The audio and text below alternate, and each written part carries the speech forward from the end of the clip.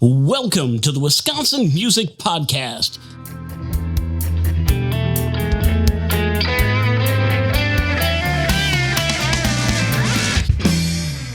Welcome back to the Wisconsin Music Podcast. Get ready to explore the heart of Wisconsin's vibrant music scene with our next guests, Ethan and Jayanne, co-founders of The Greenhouse, a unique and innovative music venue nestled in rural Whitewater, Wisconsin, where I went to college my first year. Alongside his partner, Ethan has transformed a rustic barn and unearthed building foundations into dynamic indoor and outdoor music stages, an extraordinary hub for live music and arts. The Greenhouse has grown into a cornerstone of Wisconsin's music scene, offering unforgettable experiences for musicians and fans alike. Since hosting their first Strange Grange music and art festival in October of 2022, the Greenhouse has become a sought-after destination for bands and fans alike. The venue has supported an array of Wisconsin's finest musicians, including Diet Light, Social Sig, the Nile Club, and Shuby, while also welcoming national touring acts. This past October, the highly anticipated Strange Grange 2024 featured 12 bands, including Wisconsin's own Chapped Lips, Gash, and headliner Rickshaw Billy's Burger Patrol from Austin, Texas.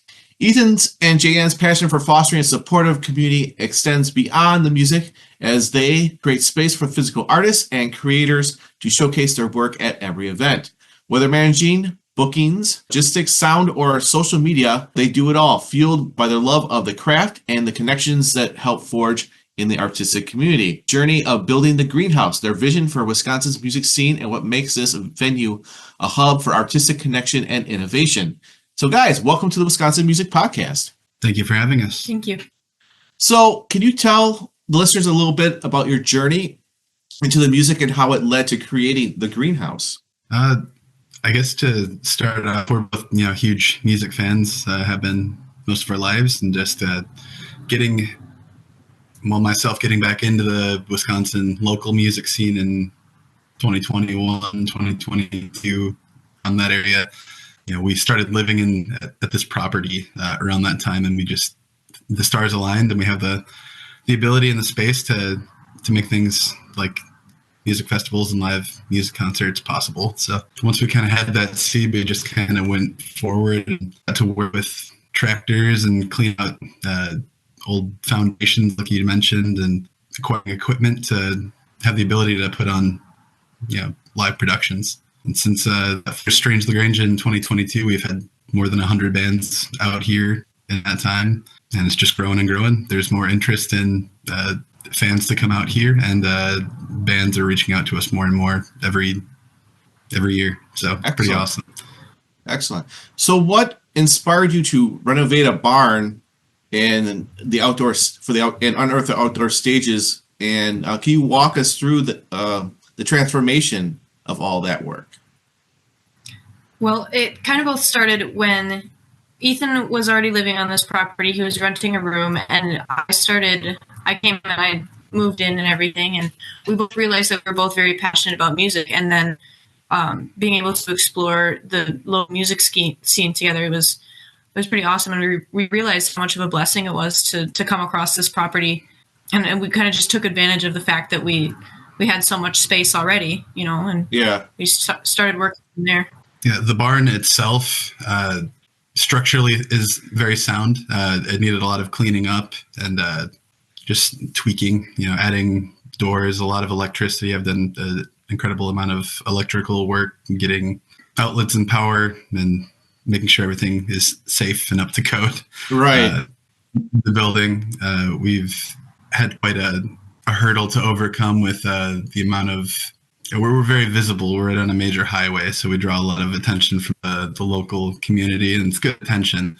But with that comes a scrutiny of local law. So we've had to acquire all the necessary permitting and making sure that we're up to electrical and fire code and everything like that. So just to get back to the heart of your question, we had the property, we had the tools, and we had the passion to go forward and kind of create the space. The indoor area, although it took a lot of work with refurbishing and electrical work, different set of skills than the outdoor stage. So that's based on a dilapidated foundation from an building that was concrete was laid probably 100 years ago, and that was all overgrown with trees and about 3 inches of soil. So got in there with a tractor and a chainsaw and just a lot of pressure washing and a lot of cleaning. Get that where it is. It's crazy to see how far it's come in that time, and just also how fast nature takes things back. I'd say a good majority of the work we do is just outdoor landscaping, keeping things manageable as far as like the grass, and sometimes the trees will crack and fall down in the winter and we have to clear and cut those, and keeping it all open and accessible. Right. Make sure that everything is up to code and nobody's instruments blow up and nobody can get hurt on the property, so you have to stay on top of all that stuff. That's a lot of work. So good thing that you live there, basically, I would think. So where did the origin of the name, the greenhouse, come from? Well, that's kind of a neat story, actually. My aunt is the one who is hosting both Ethan and I here, and she used to run a bed and breakfast out of the house on the property. And so she obtained the greenhouse, as her last name is Green, as a name for her bed and breakfast. And her husband would sell guitars out of the house as well, and teach guitar lessons to local youth and everything. And so it was called the greenhouse well before Ethan and I came here, and we wanted to continue her legacy of supporting the community and bringing music to everybody here. Fantastic. And I think I read online that he actually taught like Billy Corgan from the Smashing Pumpkins and some other people as well. Is that true? He didn't teach them necessarily, but he supplied guitars to a lot of pretty famous musicians, because he collected rare Gretsch and some Gibson and older K model guitars. We're very closely located to Alpine Valley Music Festival, and so a lot of the touring artists from there would have damaged or guitars in need of repair, and they would take them here, and he would help them either replace or refurbish their guitars. Well, that's very, very cool. Thinking about memorable kind of things, what would be like the most memorable event or performance that you've hosted so far? I mean, the first one was just sentimental. That one was one for the books, just because of how much it meant to both of us to actually get this thing up and running. I think it was, I'm never going to forget the feeling of the first success of the greenhouse, for sure. Yeah, I mean, not knowing if anyone's going to come, but something like that. That type of field of dreams moment, if build it, they will come type thing, And they do. I would say, you're talking about like a memorable performance. God, that's tough. There's been a lot of amazing performances really here. Good ones. I gotta say though, hands down, like the most vibrant, interactive crowd band that we've had out here is got to be Pat and the Pissers. Yeah, without a doubt. Yeah, why so? From Indiana. Just their stage presence is unlike any other we've seen before. And they're great people too. And you can just tell that they're so passionate and involved in their music, and it translates really well into the crowd. They can work a crowd so well, the whole band, and they're just excellent musicians, excellent writers, performers, and just fantastic people. We've grown to be pretty good friends with those folks. Very cool. Yeah, and that came about with at the 2023, so Strange Grange #2, where we really started branching out. The first Strange Grange was all pretty much the local scene and the punk scene. Then 1 year later, we really tried to branch out, and I think we got bands from 6 or 7 different states throughout the Midwest, and that was just a huge success. Okay, cool, very cool. Just want to let you know that my recording studio, ZTF Studio, has now been open for the last 6 months. For over 20 years, I've been helping artists like you bring your music to life with high-quality recordings and mixing. At ZTF Studio, it's not just about recording. It's about capturing your best performance, finding the perfect mix, and making sure your music sounds exactly how you imagined it, or even better. Whether you're a band, solo artist, or need professional voiceover work, I got you covered. I know how much music means to you because as a musician myself, it means a lot to me as well. That's why I put everything I've got into making sure that your recordings are polished, powerful, ready to stand out.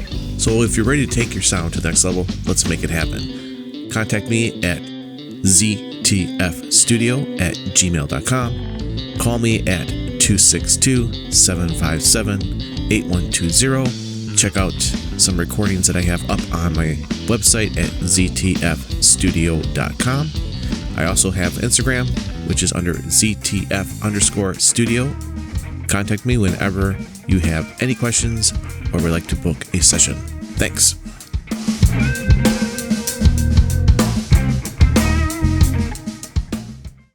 With larger acts showing interest, how do you balance supporting the local Wisconsin talent with accommodating these touring bands? We try and make it a pretty even 50-50. You know, we started it because of the local bands, and we never want to lose sight of that, is because that's where our loyalty will always lie, is within the bands that directly surround us and the people that we know, and we want to be able to provide a nice space for them to share their music. Yeah, it's not necessarily just about getting the biggest or farthest reaching bands that we can get here just to say we did it. I mean, it's great when we love a band and that it's a cool feat to pull off, being able to get people together here. But I think the main mission that I think we both think of the greenhouse as serving is bringing bands from all over the place together and meeting with the bands from Wisconsin and kind of bringing those communities together. We've seen it every year we do a festival, all of a sudden you see the same, you see a lot of bands that met here. All of a sudden now they have a connection over in Ohio or Tennessee or Kentucky or whatever. And they're now, we're helping put the pieces together for the different communities. Has, and I think always will be based in community and sharing music. And since it kind of flows into my next question is, now that you have had 3 of these events, how has Strange Grange evolved over these last 3 events?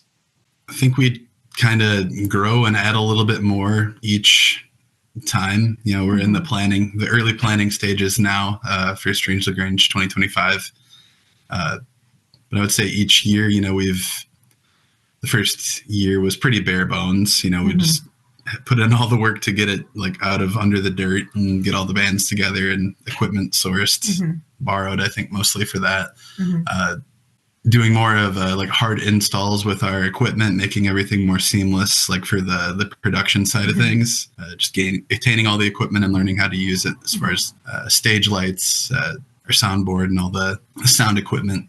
It's stuff that I've been familiar with, sound checking with bands and stuff like that. So that kind of lends itself to me working into sound production, live sound production.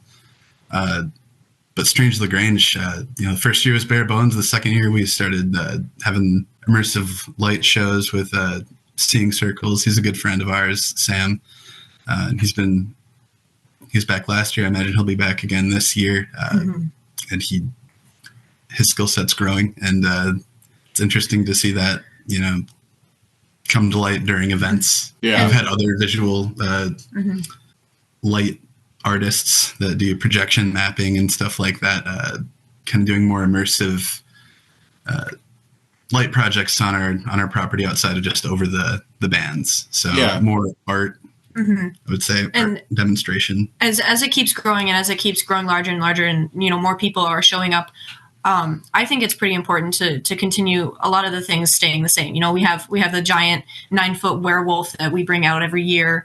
The hospitality that we provide for the bands is, I think, pretty consistent. And so we want things to be, comfortable for people to show up and where they can experience something new, but also having some familiarity of the grounds and everything, and being able to see some fun stuff that they saw last year, and but also growing and changing at the same time. There's a fine line between the two. Yeah. So how do you guys curate the lineup for this event? What do you look for in the bands that you hire that you book? They got to be bands that we're really excited about. We're always trying to. I mean, we put on shows all throughout May and through October. We have some larger, 3 larger events. We have a kind of metal events, Midsummer Melee, that we put on during the summer, and then a more, I wouldn't say relaxed, but softer rock variety show that we try to put together that kind of blends the grass and the blues with more of the local rock scene, because I feel like those are really disparate.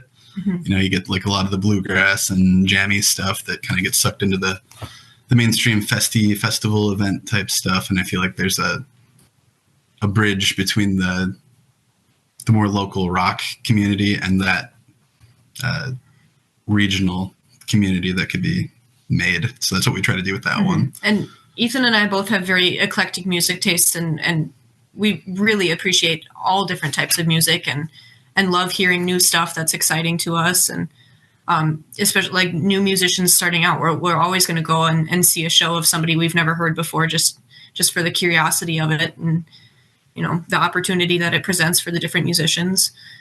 So curating bands, particularly for Strange Lagrange, we've got to be really excited about it. We typically have seen the bands perform at least once, or, you know, we're just so excited about, you know, videos and music that we've heard online if it's not possible to see them live, and kind of pairing that with where they're going to fit in with like the Wisconsin community too.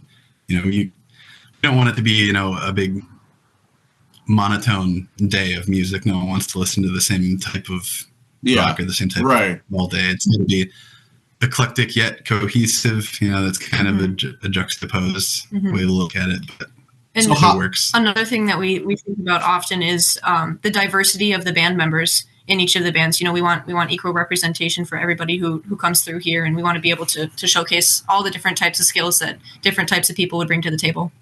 Okay.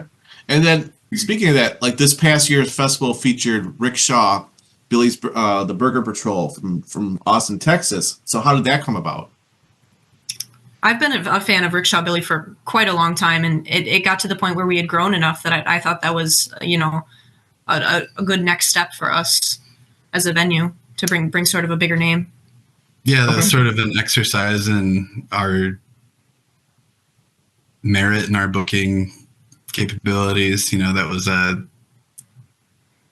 of our first step in that more traditionally working with the booker and working with their manager kind of step in the booking process. Yeah.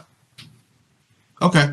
And then we're huge fans of them, and it seemed like a pretty good fit for Strange Lagrange. They're a pretty strange band, and they're they kick ass. So we're all about it. I'll have to check them out. So what kind of music do they play? Because I haven't heard of them before. It's kind of hard to pin down. It's, I would say, like a variation of alternative metal. It's kind of like a doomy swing type metal. Yeah, they had an album called Doom Wop, which is like kind of a doo-wop, catchy vibe, but it's, you know, definitely doom elements, low tuned down, extended range guitars. Gotcha. Drums, but okay, you got your harsh vocals, but a lot of catchy melodies too. And wonderful lyrics as well. Like some of their lyrics are pretty cool. They're fun. So excellent. And then how do you, I know you touched on this a little bit, but how do you integrate like the visual artists and the creators into your event? So how do we integrate it? Well, we pretty much let Seeing Circles run free with it, really trust his skill set. And we've worked together on a few different shows now. So kind of blending the immersive liquid light, or even not even all the time liquid. He'll sometimes like prefabricate a show based on what the bands are going to be. Okay. So a little bit of pre-work on their part, but also integrating that with more traditional lighting has helped just kind of bridge it can be kind of dark in a lot of those situations where you have just like pure liquid lights, and it's awesome, but I think it helps to have some traditional stage lighting just to kind of bring people it can just kind of suck you in a little bit, and that's not a bad thing. No, not a bad thing. In addition to the light show, we have all of these other visual artists set up around the property. You know, we give them vending spaces, and they kind of spread out and they're able to exhibit a lot of their artwork, you know, over by the food truck and the picnic tables and stuff, where a lot of the guests tend to congregate in between sets and stuff like that. And so we've got visual art on display all around the property during our events. Yeah, we like to give people as much creative freedom as possible. I don't like to get in the middle of, you know, the creative process. They're performing just as anyone else is. Right. And this is probably a good point where I can ask you, like, how do people get involved in your events? I mean, not just Strange Grange, but anytime you have a bigger event that hosts people like visual artists and food trucks and things of that nature, how do people get involved in that? A lot of that has been us reaching out to people. I think so far there's been more and more people reaching out since we put up a website. You know, we have like a little place where you can email us from there. So some people have found us from there, but we're also active on Instagram and Facebook pretty consistently. And so when we get messages from people, either emails or direct messages and stuff, we always take note of that. And, you know, if you really want to become a part of it, just reach out. Like, that's all you got to do. Yeah. And we have quite a bit of respect for the artists that have been loyal to us in the past. So I always give them first invitation to like some of the glass blowers that have been with us since day one, and tie-dye artists and the painters. The painters. Cool. And then my next question is it too early to ask what fans might be able to expect from Strange Grange 2025? More. It's gonna get better. Okay. Every year it's gonna grow, and you know, there's gonna be a lot of the same elements as we had last year, but there's also gonna be something new, you know. Okay. Yeah, we want to keep people guessing. I think eventually down the road we're gonna have to do more than one day. That's a lot of. There's too many good bands. We can't. It's really hard to say. Yes, there's too absolutely. many people that want to play it, and there's too many people that we want to play it. And there's a lot of people to host. There's a lot of people who want to come through and see what's up. And, you know, the more opportunities that we have for those people to show up, I mean, the bigger it's going to get. So. Yeah, I know we have the ability to do multiple stages at once. Previous to this year, we just used one stage at one time, and then used the inside as kind of a backup. And now we kind of have a stage 1, stage 2 type setup, so we can do changeover outside. Cool. Very cool. While we got another band going on. Right. It was the test run this year, so So really like, helps. how many acres is this whole property they can host something like this? It's about 5 acres. Okay. That's pretty nice size for sure. A good majority of it we use just for parking, because, I mean, you can't park on the highway, so it's right. Nice big open spaces to fill up. It's pretty strategically arranged too. It's kind of a one-way circle around the property, and then in the middle, it's where all the festivities happen. So it's really conducive to kind of maximizing parking. So I mean, we can hold like, what is our max capacity is like 400? Yeah, almost 500 people. Yeah. Okay. And I take It's it just that based on parking. If we can find a way to expand parking, we could increase our capacity. yeah. What advice would you give to someone looking to create a similar space for music and a community? So what have you learned, or like the top tier things that you guys have learned from doing this over the last 3-4 years? It takes grit. It really does. There's going to be people who try and shut you down, and there's going to be people who don't like what you're doing. But as long as you're passionate about it, you bite your teeth and you just get on with it. You gotta push harder than they push back, you know? Okay. And I would say, like, we have a very receptive local community. All our neighbors are on board with it. We're not pissing anyone off. Really. I mean, we're shooting all the sound into a giant, like, 80-acre field behind us. Oh, okay. Yeah. Beyond that, we know as well. Excellent. Yeah, it's just kind of the zoning. Yeah, there's rules you got to follow, and there's stuff that you got to get done first. Yeah, if people have been given a hard time by the county, they're kind of the first people to say, well, those people haven't had the hard time yet. Yep. Yeah. They need to just pass it along. And yeah, so that's really the only hardship that we've had in that realm. All that saying that it's completely worth it, you know, to be able to bring everybody together and just to greet every single person who walks through here and see, you know, the impact we're having on the community is totally worth it in the end. And like Fantastic. any other business operation, you got to make sure there's an appetite for it that's in your area. I mean, we have a fair amount of local-ish people come out to our property, but a lot of the people are, you know, from Milwaukee and Madison and Chicago. So people are willing to travel for a unique experience. Other tips I'd say is just like have good communication skills or hone them. Go out to shows, meet bands. Networking is really big. Yep. You can send people messages all you want, but if you don't show your face, they're not going to know who you are. Right. they might just not see it. You know, you can be like, hey, I poked you. I love what you're doing. Let's see if we can make something happen. Exactly. Yeah. All right. The next section is quick fire questions. So the first thing that comes to your mind, either one of you can answer this. Here we go. And you probably already answered maybe a couple of these, but if so, then we'll just skip. Favorite band or artist you've hosted at the Greenhouse? Smoke Free Home. Right. Without a doubt. Yeah. Most unexpected challenge of running an independent venue? Unexpected challenge. Yeah. Permitting, zoning. Do you have a pre and or post show ritual?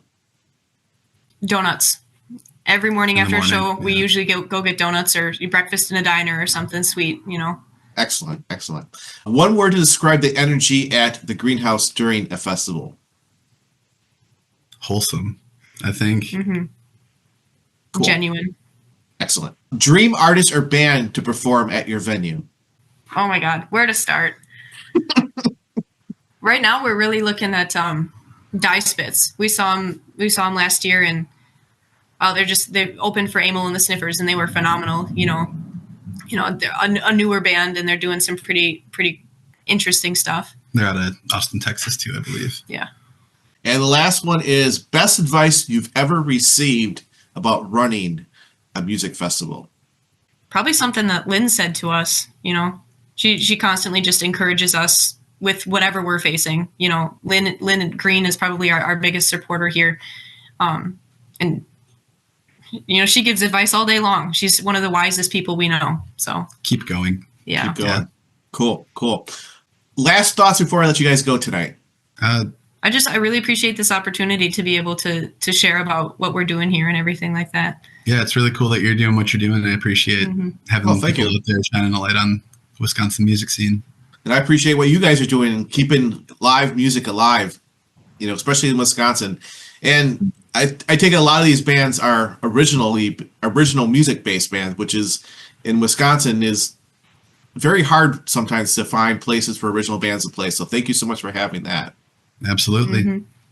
So where can people find you? Where's your location? I know you guys are in Whitewater, but where in Whitewater are you guys? So we're just east of Whitewater towards Milwaukee, about 5 or 10 minutes between Elkhorn and Milwaukee, if that helps, on Highway 12. Right on the north side of the highway. Okay.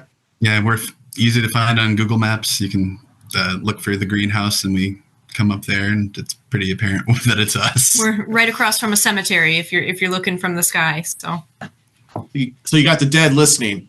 Awesome. Yep. Of course. The dead are always around. Very good.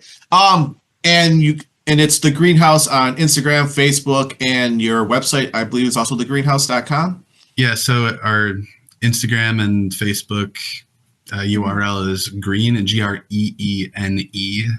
That's a little bit different than the regular green. So GREENE.house.live. Gotcha. That's Cool. Instagram, that's Facebook. And that's our website. And that's our website. URL too. www.greenhouselive.com. And I'll put all that information down in the podcast description as well. Jayanne and Ethan, thank you so much for taking your time to talk here on the Wisconsin Music Podcast. It's such a pleasure to hear about all these great things, and you guys definitely are doing such positive things for the Wisconsin scene. So thank you so much for being on the Wisconsin Music Podcast. Thanks for having us. Thanks so much, Jayanne and Ethan, for coming on to the Wisconsin Music Podcast, telling us all about their great events up there at the Greenhouse out there in Whitewater, Wisconsin. So if you get a chance, everybody, go to their website, see their events coming up, and go enjoy some live music. For those of you who are new to our show, the Wisconsin Music Podcast is dedicated to showcasing the incredible talent of Wisconsin-based musicians and the thriving local music community. Our episodes drop every Tuesday on all streaming platforms and YouTube. If you'd like to be on the show, just go to wisconsinmusicpodcast.com, fill out the guest request form up at the top, ask for your email and your name, and then I'll send you an auto email asking you for more information.